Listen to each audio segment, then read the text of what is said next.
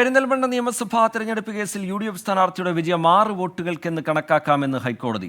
LDF തർക്കമുന്നയിച്ച 348 വോട്ടുകളിൽ സാധുവായത് 32 എണ്ണം മാത്രമാണെന്നും കോടതി നിരീക്ഷിച്ചു. സാധുവായ വോട്ട് മുഴുവനും LDFനെന്ന് കണക്കാക്കിയാലും UDF 6 വോട്ടിന് ജയിക്കുമെന്നും കോടതി ചൂണ്ടിക്കാട്ടി. പെരിന്തൽമണ്ണ നിയമസഭാ തെരഞ്ഞെടുപ്പ് കേസിൽ LDFന്റെ തെരഞ്ഞെടുപ്പ് ഹർജി തള്ളിയ വിധിയിലാണ് ഹൈക്കോടതിയുടെ നിരീക്ഷണം. LDF തർക്കമുന്നയിച്ച 348 വോട്ടുകളിൽ സാധുവായത് 32 എണ്ണം മാത്രമാണെന്ന് കോടതി നിരീക്ഷിച്ചു. ഇനി സാധുവായ വോട്ട് മുഴുവനും LDFനെന്ന് കണക്കാക്കിയാലും UDF 6 വോട്ടിന് ജയിക്കുമെന്നാണ് കോടതി ചൂണ്ടിക്കാട്ടുന്നത്. ഈ സാഹചര്യത്തിൽ മാറ്റിവെച്ച വോട്ടുകൾ എണ്ണേണ്ടതില്ലെന്നും ഹൈക്കോടതി ഉത്തരവിൽ പറയുന്നു.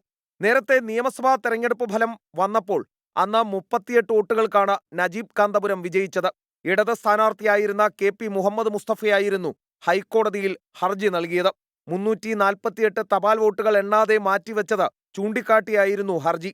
എന്നാൽ UDF സ്ഥാനാർത്ഥി നജീബ് കാന്തപുരത്തിന്റെ വിജയം ഹൈക്കോടതി നേരത്തെ തന്നെ ശരിവെച്ചിട്ടുണ്ട്. എസ് ശ്രീകാന്ത്, 24, കൊച്ചി.